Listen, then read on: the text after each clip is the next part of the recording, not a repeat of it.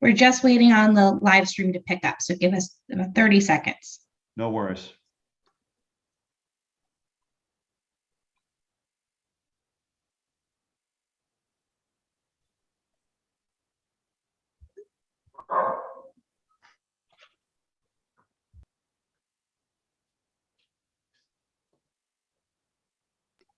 Governor Murphy, as soon as you're ready. Thanks, Michelle. Good morning, everybody, and thank you all for joining us. I'm joined by a cavalcade of stars this morning. Senate President Steve Sweeney, great to have you, Steve. Labor Commissioner Rob Angelo, thank you, Rob, for being with us. Assembly Labor Committee Chair Joe Egan, Joe, thank you. Bill Mullen, President of the New Jersey Building and Construction Trades. Bill, always great to have you. We're also joined, I believe, off screen by Senator Fred Madden and Assemblyman Roy Fryman. So to each and every one of you, I say thank you. This morning, I'm honored to be signing, albeit virtually, 4 pieces of legislation that will further our efforts to eradicate the unfair and frankly abusive practice by some unscrupulous contractors of purposely misclassifying their workers as independent contractors. These employers do this for a simple reason: to save themselves a few bucks by skipping out on paying their employees their fair wages and benefits. Workers who are misclassified as independent contractors are not eligible for unemployment benefits, temporary disability benefits, family leave benefits, equal pay, or earned sick leave. They aren't afforded the same health and safety protections as regular employees. Employers who engage in misclassification unlawfully drive down wages and may pay workers in cash off the books to give themselves an unfair competitive advantage against the employers who do right by their workers and follow our laws. And that's an important thing to note. Not only does misclassification hurt workers, which it does, but it also hurts honest employers who play by the rules and pay the women and men who work for them their fully deserved wages and benefits. And as Bill has reminded me over the past number of years, the state also suffers as a result of lost revenue. So this is a lose, lose, lose. Our administration, and I'm proud to say we have, and we've had great support from legislative leaders, has made fighting misclassification a key priority. And as a result, New Jersey has become what I would call the gold standard other states look to in building their own misclassification efforts.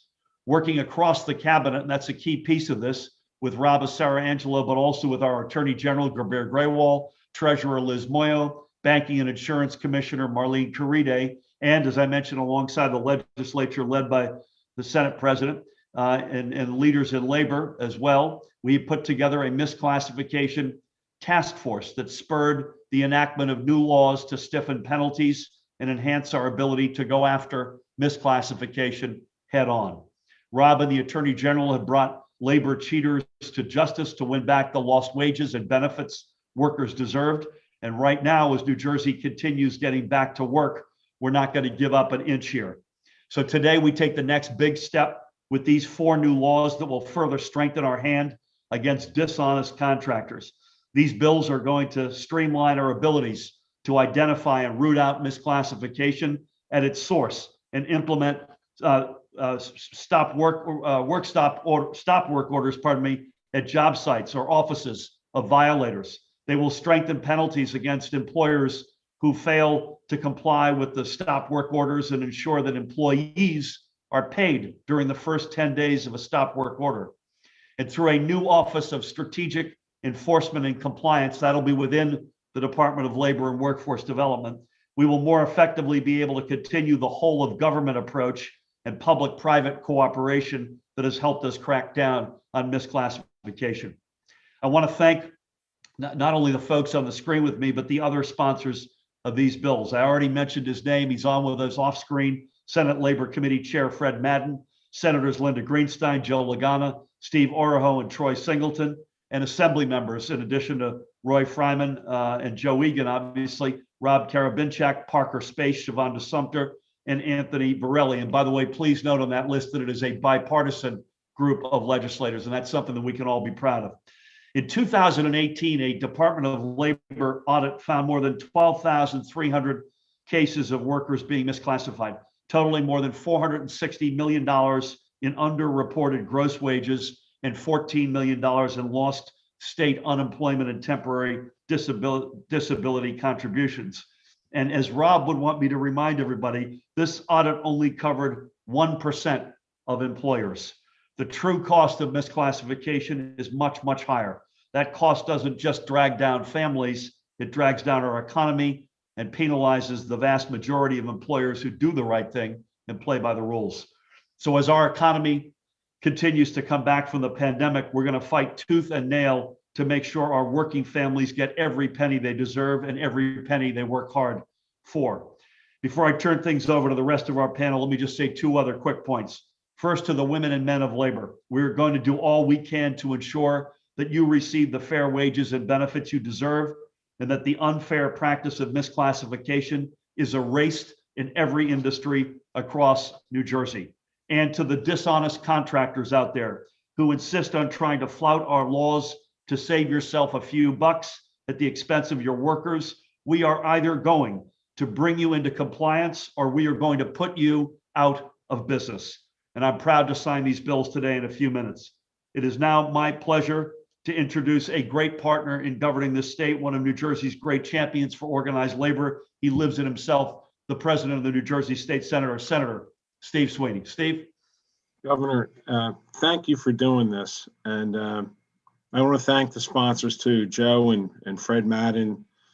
You know, people don't realize how much we get hurt in the state by this misclassification. We're over $100 million in lost taxes easily by people gaming the system. And all we're talking about is everybody playing by the same set of rules. You know, Governor, as you noted, so many people wind up losing out on benefits that this state has created to help workers. So this is taking advantage of workers, and really it's abusive. So this is a long time coming, Governor. This is absolutely, in my mind, the gold standard. New Jersey's leading the way. You know, I want to recognize Rob, your commissioner. I think he's done an outstanding job. But most importantly, that we're now going to be talking to other departments and other agencies, because that coordination is going to close the loop. You know, Governor, a lot of times people see a construction job and, you know, the people are there, then they're gone, right? They're there and they're gone. They're there 3 months. Well, they don't pay taxes. They don't pay workers' comp. They pay nothing. And they leave the state and, you know, they enrich themselves in other places. So this is long overdue. Governor, I can't thank you enough for doing this. The sponsors that were involved in it, because New Jersey really is the gold standard when it comes to protecting workers, period, making sure that they get the money that they deserve and the benefits that they should be getting and not being taken advantage of. So thank you, Governor. Steve, amen to all, and thank you for your leadership on this and so much else. We just got through a great budget. We're recovering from the pandemic, and you've been right at the front of all of that. So thank you, and thank you for today's leadership as well. Let's switch over, if we could, for a minute and hear from the other chamber represented on the screen. Another great labor leader, great leader, period. The chair of the Assembly's Labor Committee and a guy who lives labor every day of his life, Assemblyman and Chairman Joe Egan. Joe, good morning. You hear me all right, Governor? Good. Good morning, Governor, Senate President, Bill, and Commissioner. You know, you said in your statement, Governor, it's a big step. It really is a big step. And Steve and you both covered everything. It's going to give Commissioner, who's doing an outstanding job, the tools that we need to make this right. It's a long, long time in coming. And as you also noted, it's a bipartisan bill. So everybody recognizes how important this is. And I can't thank you enough, as Steve said, and Bill, for your leadership, and Commissioner, everybody involved. Thank you so much for everything. Joe, thank you right back. We wouldn't be here today without you, and bless you and the whole family, and thanks for your leadership. Next up to bat, another great leader, in this case, the president of New Jersey State Building and Construction Trades Council, not just a great labor leader, but a great leader on a whole lot of the issues that underpin the fact that we are the nation's quintessential organized labor state, and that includes leading on misclassification. let's hear from President Bill Mullen. Bill? Thank you, Governor. Am I online here? I guess I'm on.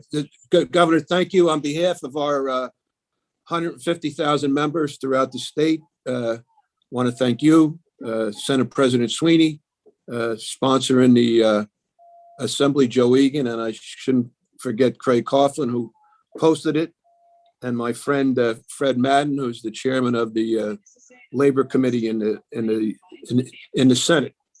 You know, what these labor laws do, they level the playing field, not only for workers, but as you said, Governor, for employers who play by the rules.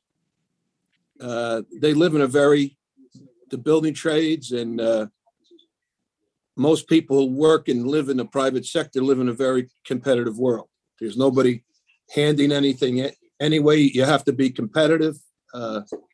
You have to be out there every day and be on top of it. And the governor, Joe and Steve have said it all, and you said it all. But I'd just like to go to Governor Murphy has made a commitment to New Jersey and to the building trades to enforce the labor laws here in New Jersey.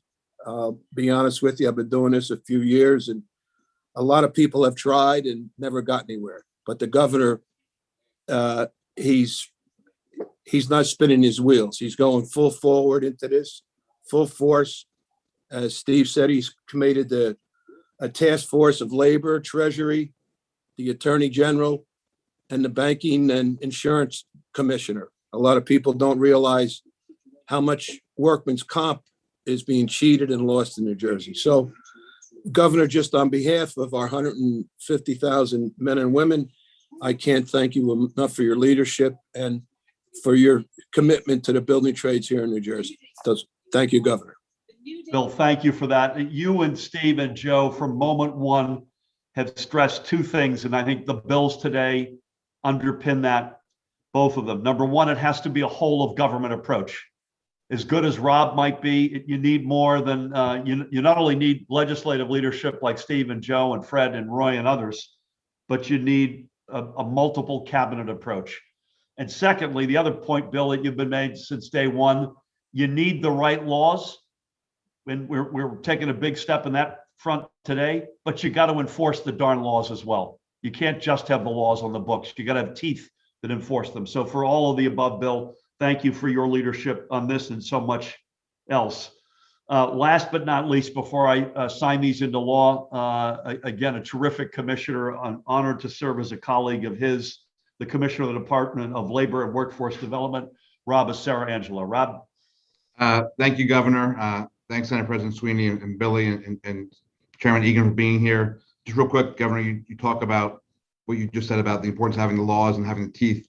It's also important to know this is our second package of misclassification bills.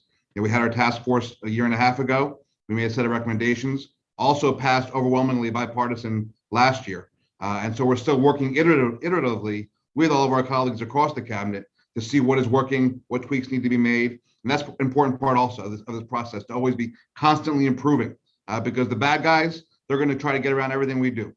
So I appreciate everyone's support that this is not a one and done thing. This is an ongoing conversation, an ongoing policy making to make sure that we're doing everything we can for workers and for businesses that play by the rules. Our workforce was tested like it never has been before in 2020. Like every state, our economy was hit hard by the pandemic. We're proud that we delivered $31 billion in unemployment relief to New Jersey workers and small businesses, by the way. But the reality is hundreds of thousands of those workers classified as independent contractors were not eligible for one single dollar in benefits until Congress took temporary action. Many 1099 workers are legitimately self-employed, but many others are simply victims of employers trying to gain a competitive advantage by illegally shorting unemployment and other benefit systems that have proven so vital over the past 16 months. We at the DOL know better than most that these efforts to strip workers of their rights and the state's ability to provide them benefits are not limited to just construction. But I want to thank Billy and everyone else on this call today who have been advocating on this issue for years, not just for construction workers and the contractors who have been harmed by misclassification, but on behalf of all workers and all businesses across the state who have been undermined by it. As the governor said earlier, workers who are misclassified or deprived of the rights guaranteed to them as employees, like minimum wage, overtime, earned sick leave, equal pay, workers' comp, job protected family leave, health and safety protections, temporary disability insurance, and yes, of course, unemployment. Whether you're working one full-time job and a part-time job, or stringing together multiple jobs with part-time employment, or whether you're making a career change, when you're an employee, these rights follow you from job to job. A few big companies and their allies are spending a lot of money to mislead workers and others into thinking they can't enjoy the benefits and protections of employment while pursuing the flexibility of part-time work. That is a lie and not supported by any law. From the start, this administration prioritized combating worker misclassification. I want to thank the governor and our legislature who have collaborated to make New Jersey the hands-down gold standard for worker protections. We should all be proud that we are the best state to be a worker in the entire country. Because of the wages, rights, and benefits New Jersey guarantees, we're also the state whose workforce delivers the biggest value to employers. The actions taken by the governor here today will only bolster our workforce, the employees who deserve protections put in place for them, and the employers who play by the rules. Businesses looking to skirt the rules are running out of options. Workers have more career choices than ever before. And now we at the Labor Department have more authority to pursue bad actors, shut down their work sites, and pursue civil and criminal penalties with our partners in the Attorney General's office and across state agencies. This is a big job, and we know at times we'll have a tough road ahead, but we're ready for the task of following through on our commitment to protect our workers and our employer community. Thank you, Governor, and thank you to the members of the legislature who are here today, and Billy, of course. Rob, thank you, man. So let's get at it. I'm gonna sign these herewith. So first one I got is Assembly Bill 5892, sponsored by Shavonda Sumter, Fred Madden, Joe Lagana. The synopsis is it streamlines identification of employee misclassification.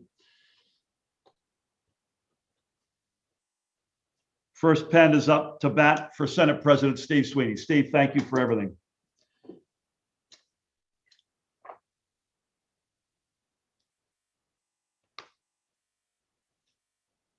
Second one up to bat, Bill Mullen. Mr. President, thank you for everything you do. Blessings.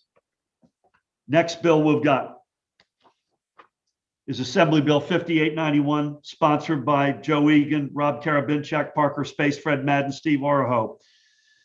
The synopsis is it creates the office I referred to in my remarks, the Office of Strategic Enforcement and Compliance in the under Rob's oversight, and appropriates $1 million from the general fund to set that office up. And Joe Egan is the first name I read off, and this I will sign with this pen. And Joe will get this one to you. Thank you, sir, and congratulations.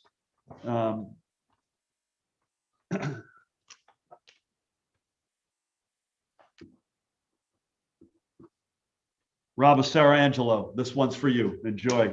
We'll get this to you. Thanks, Gov. Next one is Assembly Bill 5890, sponsors Anthony Varelli, Fred Madden, Linda Greenstein. Synopsis, it concerns enforcement of employee misclassification and stop work order laws.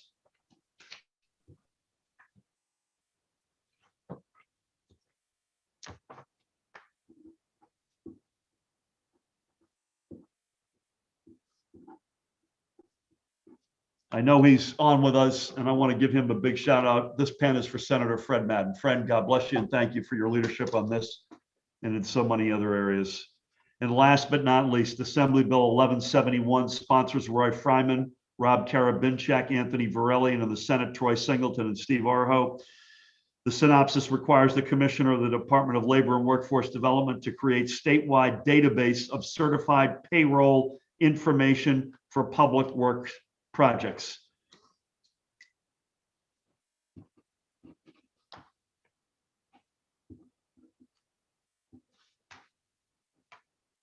I mentioned he was one of the sponsors of this one, and this pen is going to go out to Roy Fryman, who I also know is on with us today. So, ladies and gentlemen, these four bills are now the law of the land. I want to thank Senate President Steve Sweeney, Senator Fred Madden, Chairman Joe Egan, Assemblyman Roy Fryman, President Bill Mullen, Commissioner Rob Sarangelo, and each and every one of you. God bless you all. Here's to better days ahead. Thank you, Governor. Thank you all.